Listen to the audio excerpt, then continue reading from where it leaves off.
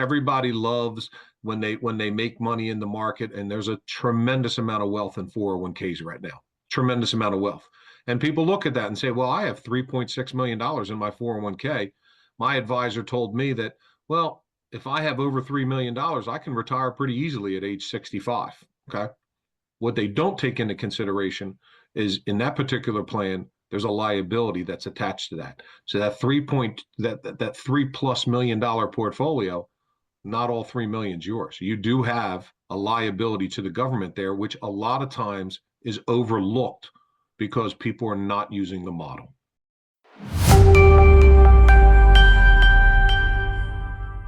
Welcome, everybody, to our Personal Economic Coach podcast. And we've got an amazing topic that I want to go over today. And Matt, you and I can have a dialogue on this. It's the power of models. And one of the things that bothers me more than anything else, and we could talk about it today, is without a model, how can you make a financial decision? If you can't see it, it's not real. And so these financial planners all come to clients and they have all these illustrations and all that. And we know that math is not a planning tool. And the client gets really confused. So I guess clients don't understand having a model. You know, shipbuilders have models, architects build models, and bridge builders build models, all because whenever large amounts of money are at stake, models are built, except in the financial world. There's a large amount of money at stake in these people's lives. If you total up the money that people have flowing through their hands over their lifetime, it's huge. But nobody pays attention. They're very micro on it. And I don't understand it. I mean, you know, we're dealing with a high stakes field here. We're dealing with a lot of money, and nobody seems to be paying a lot of attention to it. I think that with the advancement and new products that are out there, it's even more important today to model your financial future against, you know, certain things that we look at that a traditional planner doesn't, because it allows you to plan for both healthy times and unexpected times. So, like, for example, this year, you know, the new Congress that's going in has a pretty tough job ahead of them, because they're going to have to vote to renew a lot of the tax laws that are coming due to sunset. So basically, a law was passed X amount of years ago, and it is coming to its expiration. So it either has to be renewed or it goes back to its original tax code. And when people don't use a model, they allow the outside environment to affect their outcomes in a negative fashion. So I don't think it's because of the ignorance. I think it's because the advisors are taking an easy way out nowadays, and they chase the glorified products like assets under management because it's fun and people love making money with their money, right? However, making money on your money is a great thing, and we achieve it just in a different fashion. So by us putting on a model, the one concern is you'll know why you're doing it, you'll know what you're doing, you'll know why you're doing it, and you know a projected outcome that is giving you an honest assessment of what your money is going to do and what some potential pitfalls are. So I think a lot of the system is built that people are buying products for a specific solution, but the advisor is just not talented enough to be able to encompass that and say, okay, if you purchase this product, this is where else it helps you. So every product in our world, Ray, comes with a secondary product or a secondary reason on why we're doing it. That's why we use a lot of the non-traditional products, because they give flexibility into the plan. I think that when you're driven by profit commissions, that's your main motivator.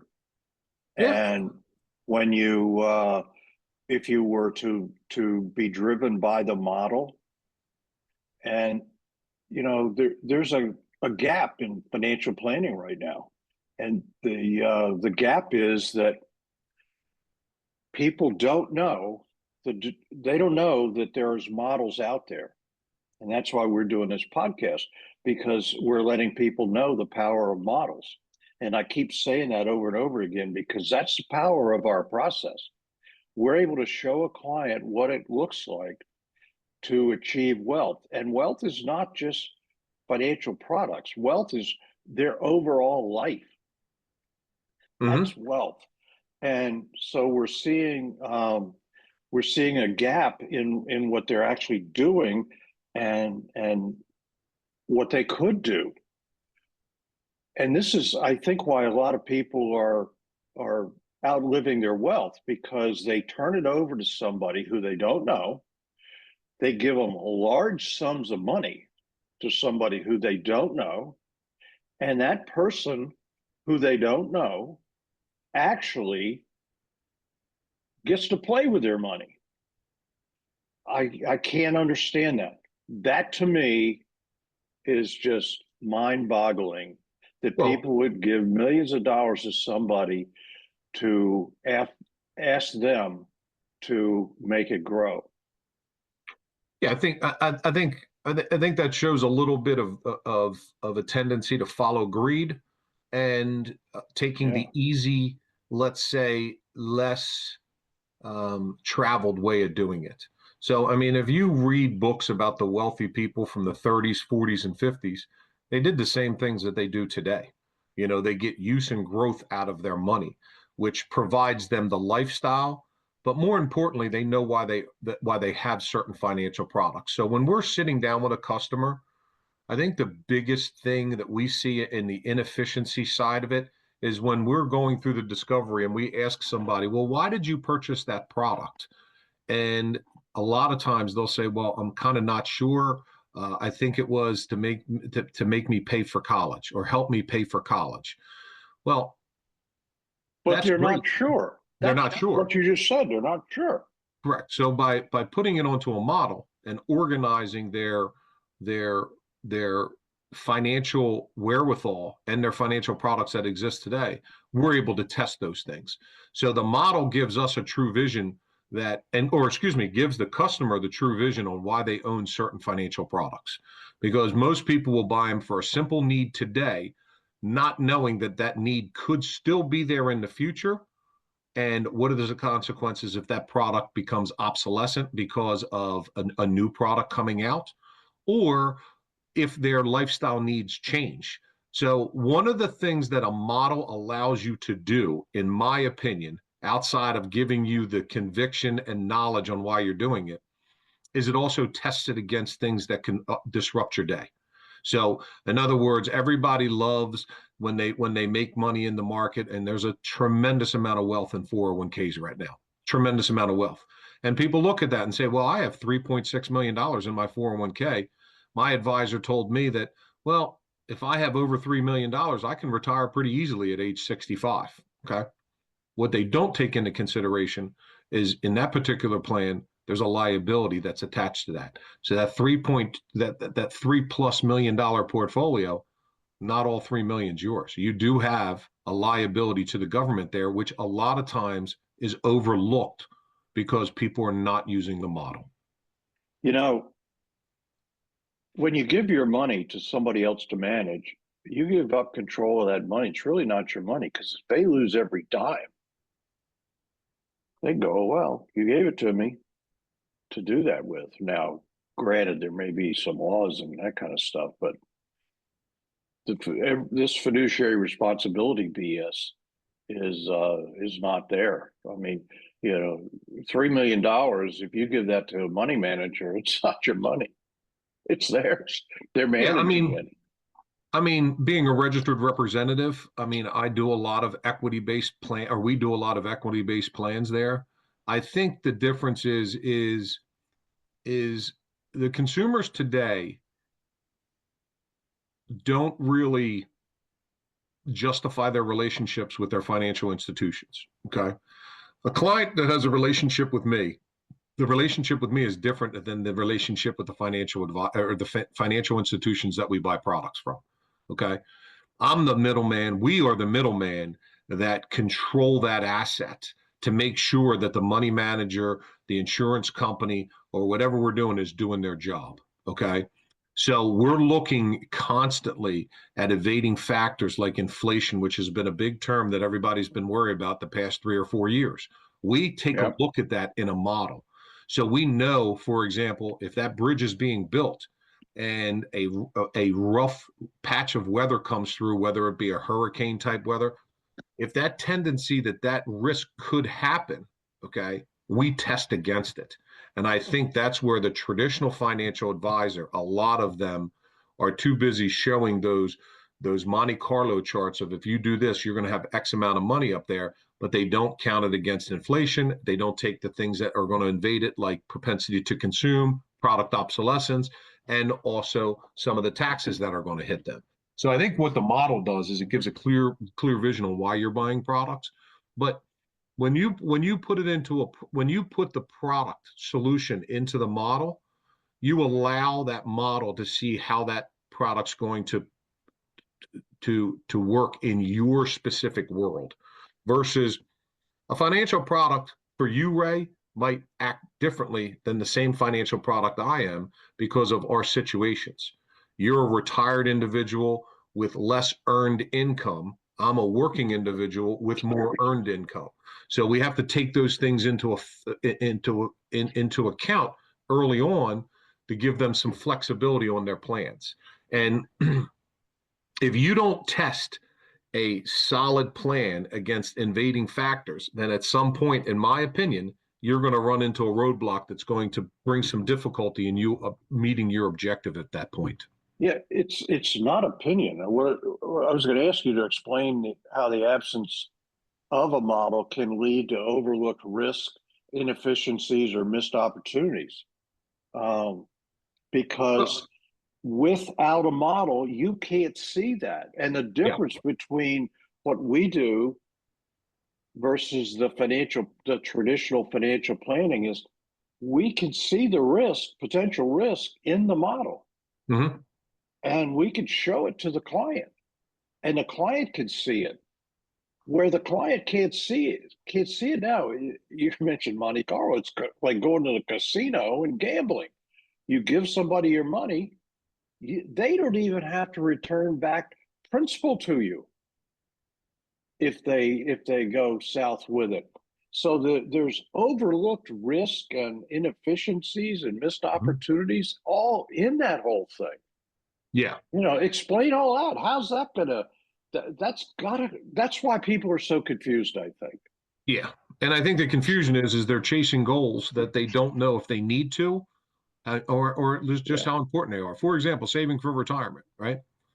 If you, well, let me go back. The reason in the investment strategy world, okay, that we live in as a registered representative, the reason that a model is important is it helps with the suitability of the choice of the product or risk that you're taking. So in 2022, when the market was doing pretty poorly because we were going through ending the COVID and interest rates were going up and inflation was affecting us, the market did very poorly in 2022. Most of my customers that are investment based assets under management customers were a little more settled or eased going through that because they knew what the risk was for that particular investment, and they really weren't worried about it because it didn't affect their overall plan. It could have came it was a glitch that came in that we knew at some point whatever goes up must come down and whatever goes down must go up in the market, right? But the model allows the consumer to dial the risk properly, right? So I use this scenario that if you have $4 million and your income need during retirement is significantly low, then why are you taking risk with that money? And most Yeah. people will say, well, I want to leave a large sum of money to my family, right? So Yeah. I'm an individual with 2 children, and I want to leave them as much money as possible. So what the customer will do will say, well, I will assign a higher risk there because I'm trying to keep my asset there so that I can retire. But as I start to consume some of this, just in case I go into principal, I want the market to replace what I do. To me, that is a risky proposition because you really don't have control of how the market reacts to certain things. Okay. So they could react totally different than what is projected based on other factors in the economy that are there. So to me, by putting that on there, you assign that risk knowing that the reason that you're doing it is for the purpose and the risk is warranted. Okay. We use products like life insurance because you can buy that pennies on the dollar. And now you have a redundancy in your plan and a protection there that now you don't have to worry about that $3 million getting to 5 million to leave to your child. You bought a life insurance policy for pennies on the dollar, which will accomplish that goal, right? Right. So when you Right. look and you stay agnostic to products, but yet you promise that you're going to follow the model, it allows you to make financial decisions, especially when it comes to risk tolerance and suitability, significantly easier because you're not chasing hopes and dreams. You're taking a quantified, um, quantified decision to go into the risk pool there. Yeah. If that was Talk clear to enough. Yeah, no, that was. Talk to me about lost wealth. How the macroeconomic model shows areas where money might be leaking, Yep. such as unnecessary taxes, underperforming investments, or misaligned insurance policies. What is that? I mean, do you have any examples of how to talk about how clients unknowingly lose money and they don't know it? Well, I mean, It's a people multiple question, right?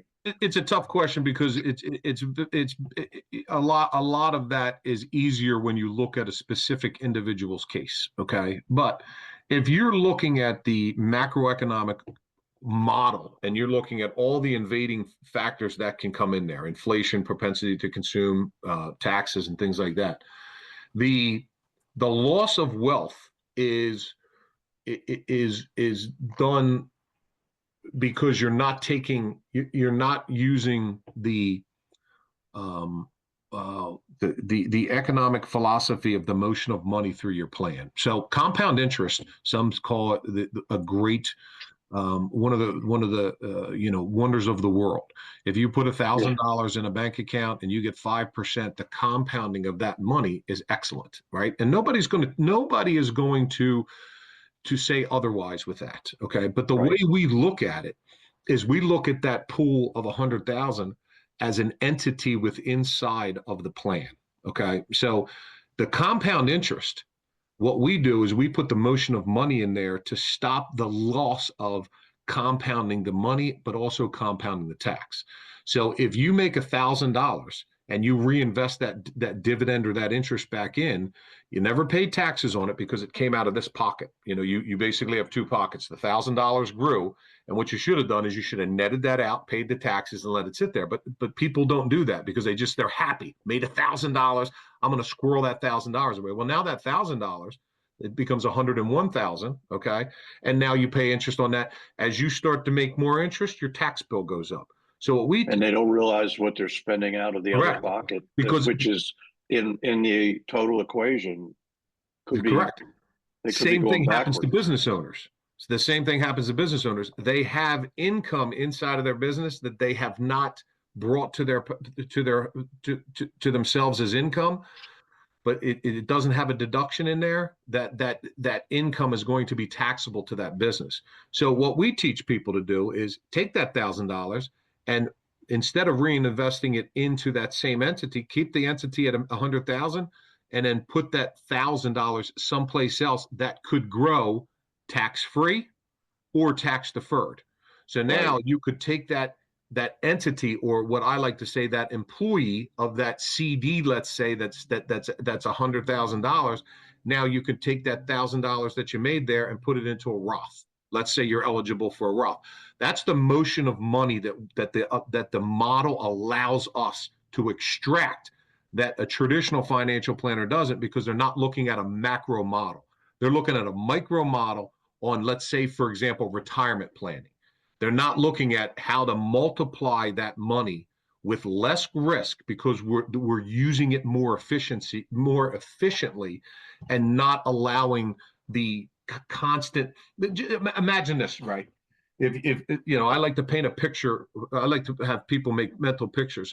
Is you have a bucket, right, and you have a faucet, and the faucet, the money coming out of the faucet is your discretionary income, meaning that that's what you bring home, and after your bills, what you're using to pay for education, retirement, or to grow your wealth, right? Right, right.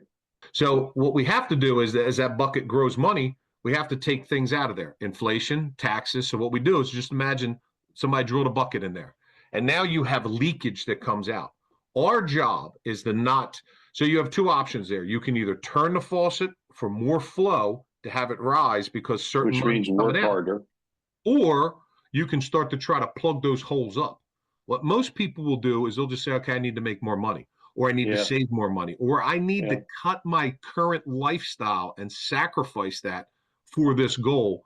When you have proven over your 35 or 40 years is that the average person is losing a substantial amount of money to these yeah. inefficiencies. 10 to And 20% and we every take year. that and we Yeah, say it, and people look at it like, well, what are you talking about? And it's not that we're buying products that nobody else can do. It's that we look at products inside a model, and we can stop some of that erosion from occurring on your wealth. yeah, yeah. That's important. I mean, you're right. Over the years, the number is 10 to 20% of their gross income each year. Yeah. Um, that's why I do a lot of work with chiropractors, and they understand models, so it's a little easier. But most people understand models, and you're hearing a lot about common sense. Uh, this is common sense. Mm-hmm. See the big picture before you start to mess around with the little pieces. Instead, Yeah. they mess around with the little pieces and understand why in their gut they don't feel good. They don't feel right. And that's, Ray, that's a perfect statement right there, because in my years, and I have probably 10 to 15 years less than you, but we've worked the Right, same marketplace. Okay. right. When you look at why people make decisions for finance, it's usually led by some bias in the marketplace. I'll use annuities for example. Okay, and let's make a statement here. Interesting. There are good people in every occupation, and there's bad people in every occupation. So just because you're a traditional financial planner and we do it a little different, I think our process is better because it's model driven. Okay, Right. but there are some guys out there. There are plenty of guys that do a good job for customers. Their plans are still lacking because of the inefficiencies that we bring to the table, right? But if you look at that, That we uncover. yeah, so annuities Right. got a bad rap about 10 years ago because they're heavy fees in there. But if you look at the products, the fees are warranted if you buy that product for the fee-based side of it. Okay. So a lot of these, and a lot of those are variable annuities, which I don't sell a lot of them, but it's a perfect example of how people have a negative bias and then they don't put it all on a model. Okay. So what we do is we know there's good products out there and there's bad products out there. But what we also do know is every product was made for a specific reason. And if the product is implemented properly in one of our models, we know that it's been tested, that most likely it's going to come out to a positive outcome for people, right? So I think a lot of people make decisions based on what they've read about in publications, whether it be the Wall Street Journal or whether it be Money Magazine, right? Yeah. Or they'll hear consumers talk about, yeah, I bought this product and my new advisor told me I was spending too much on it. Well, the it could be an expensive product, but that doesn't mean it was a bad product. It just means that it wasn't proper for you in your particular situation because nobody took the time to put it on a model and test it on what you want, your outcomes to be. And the model I think proves that's a that. great point that you make on why people are hesitant to come Yeah. talk to somebody about something new, because it's intimidating, and you're going to have to lead with some faith there. You know what I'm saying? Because we're agnostic to products, not, and we bring the bias. We understand the bias, but there's sometimes that they might be a good product for somebody. Well, yeah, it's paradigm shifts, and when we look at financial planning versus what we do, personal economic coach, I think we're showing the difference between traditional financial planning, Mm-hmm. and I wish they wouldn't call it traditional, because these principles have been around for many, many years, way Mm-hmm. before financial planning became Yeah. in vogue. Yep. Um, and so years ago, they didn't call them financial planners; they called them efficiency experts. Uh, so when we differentiate between financial planning and personal economic coach, the big major difference in my mind is models. Mm-hmm. We look at everything in a macroeconomic model, and unlike anything else out there, we could simulate the future based on certain controls. We Mm-hmm. could simulate the future and show where the client's going to be making mistakes and losing money out into the future. And then they can see that. And once they can see it, because most people are visual learners, Mm-hmm. visual and auditory. And I think somebody broke it down. It's like a third visual and a third auditory, and it's like 60 some percent retention. Um, but the the whole point is that when you see and hear it, it becomes real and logical, and common sense drives what people already know. Mm-hmm. I, you know, I don't want to get political, but in the last debate, somebody said 19 Nobel winning economists. Well, they have been wrong over the years, and it's so political to be a Nobel Prize winning economist, and everybody thinks, well, he's a Nobel Prize, I got to listen to him. Doesn't mean they're right. The model becomes the truth teller. And so it doesn't matter what you or I say, we actually could show it to the client, simulating through the years, and then they can actually see it. So it doesn't matter what we say. What I'd like to have you do is highlight the how personal economic coach empowers clients to visualize their decisions before committing their resources. I mean, how we take them up to that decision point, what they actually know by the time they get there. And is it more, and they'll actually know more than a financial planner. But can you address that? Yeah, I think that I think to make it as simple as possible is if I was sitting down with a brand new customer, let's say, and they were looking for advice, I would ask them, all right, tell me about what you have.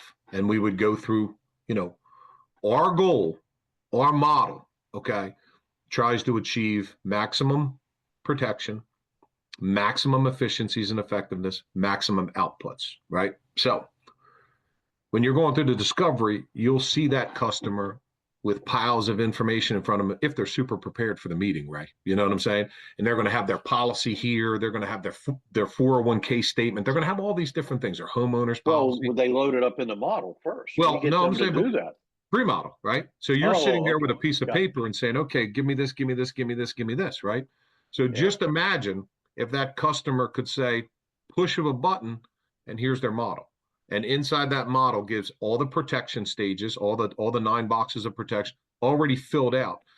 That gives them the confidence to say, this product's doing this for me, this product's doing this for me, and this is what I want to have happen throughout my financial plan. And the financial plan is a constantly changing, constantly evolving plan. So the model gives them ease of understanding the organization and the congruency of the products. So, like, for example, auto insurance. okay, is a very important product to maximize the protection. But within there, you can layer some other coverages that'll help optimize other areas within the model. For example, if you become hurt in an automobile accident and can't go to work, some policies and most policies will offer you a loss of income rider, where like if you were hurt in an automobile accident and we're out of work for 3 weeks, let's say, you could find coverage in there. Now, what that coverage does is it helps layer another line of protection so that the next box that we look at that protects assets and income, disability insurance, we could now take an extended elimination period, making that product cheaper because we have an underlying coverage here that we were able to buy on pennies on the dollar. So the difference is we examine each product inside the model, but we also look at how it correlates with other products in the Right. model, which allows us to promise to people that not only will our plan maximize the protection, maximize the efficiencies and effectiveness of the plan, and also maximize the output. So when you look at it, the model allows us to stop the leakage, give the person the confidence because they see it, they know it, and we've tested it against, a slew of different invading factors that can come in there. They're going to enjoy saving for retirement and saving for educating their kids more. They're also going to have less anxiety for it. So I think what the model does is it gives us a better way to project people's outcomes and make sure that they're playing the game by their rules. So the Right. one thing that we do outside of the model, which is more important, is we lay down a playbook. So in other words, when we interview somebody, when you do your first initial talk, you're setting the stage for them to understand what we're going to be looking at, right? And what we're looking at there is motion of money, inefficiencies, and maximum effects of maximum outputs of that. It truly does allow people to have confidence on why they make financial decisions. Now, also, the model allows us to build some redundancies inside the plan. Positive redundancies in the fact that if you have two products that work hand in hand together, you're most likely getting a multiple of benefit from it for a less of a outlay today. Okay. And we examine everything, even inside somebody's 401k, where we don't actually manage that money, but we'll teach them how to be very effective and efficient in that particular product in their portfolios. Right. Yeah, you mentioned it. We probably should wrap this up. We've been going at it for a little bit. If you folks want to get on my calendar, and as Matt said, I'll take you through a half hour. I answer questions, explain how this works, and we can go from there. If you like it, if not, then at least you've exposed yourself to it. To go to personaleconomiccoach.com and click on schedule. I think it's on the right side of the website, personaleconomiccoach.com, or if you want to go right to the schedule, it's personaleconomiccoach.com/schedule. And you'll see some slots. Just pick one, and we'll spend 30 minutes talking through Zoom and